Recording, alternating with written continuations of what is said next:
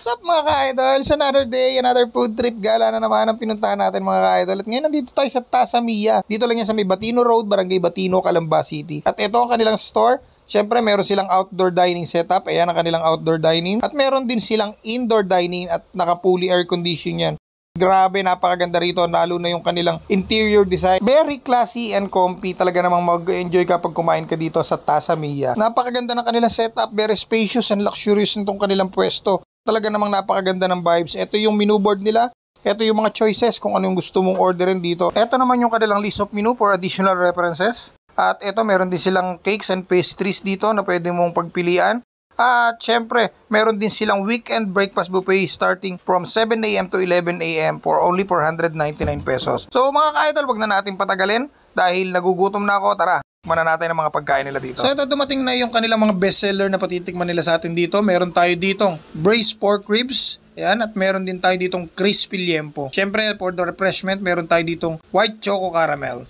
So yun mga ka-idol, isang naman food trip gala, pinita natin yung araw na ito. Kaya nandito tayo sa Tasamiya. So dito lang ito located sa may Batino Road, Barangay Batino, Calamba City.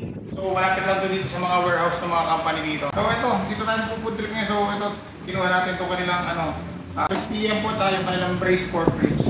So tatry natin ito, saka meron din tayo from dito. So tara, tayo. Pork ribs nila.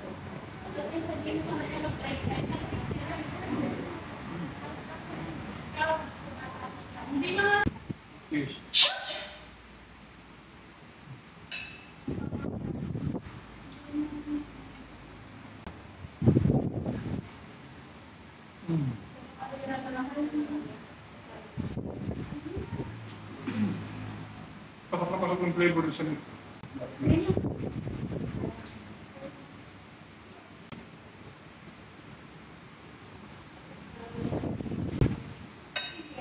Grabe lambot ng laman. Crispy liempo. Muna natin walang dito.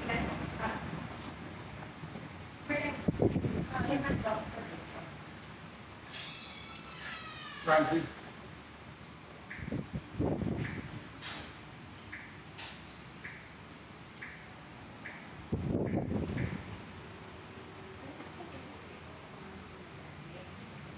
Parang din ito guys.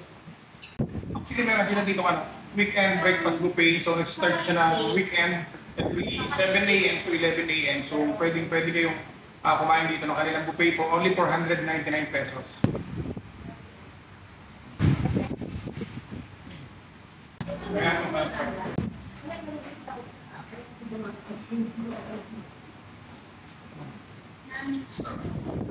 So yan, bago natin ito lang, gusto ko lang i-shoutout ang NWOW Canlubang sa may Asia 1. So yan, shoutout ang NWOW Canlubang sa lahat ng mga gustong kumuha ng e-bikes. So pwede kayong mag-direct message sa akin for direct referral or you can message mismo yung Facebook page na NWOW Canlubang. So yan, sa mga gustong magtipid sa gas, pwede kayong kumuha ng mga electric bikes sa kanila. Sa napakamurang halaga, madali ito kasi basta nila. So actually mga ka-idol, pag mga around Calamba area lang yung ating vlog, e-bike lang din yung ginagamit natin. So galing din yan sa NWOW Canlubang, yung ating si T-Rex. So kasi malapit lang naman akong Calamba, so yun lang ginagamit natin. At syempre, less hassle pa kasi pag magmumotor tayo medyo mainit. Tapos pagka nakakatipid pa tayo sa gas. So pwede nyo message. Ito yung kanilang Facebook page, NWOW Canlubang. Then or direct message sa akin para makapagsasalit na direct repair para sa inyo.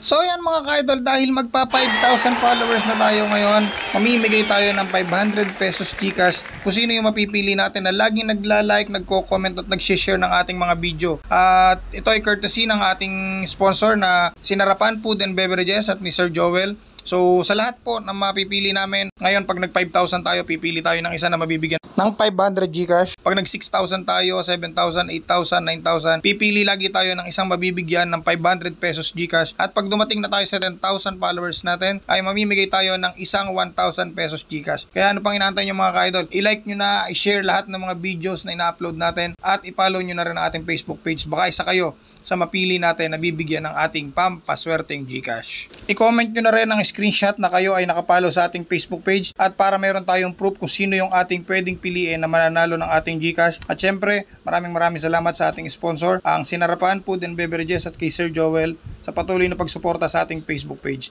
At hindi lang yan, marami pa tayong surprise na tutulungan.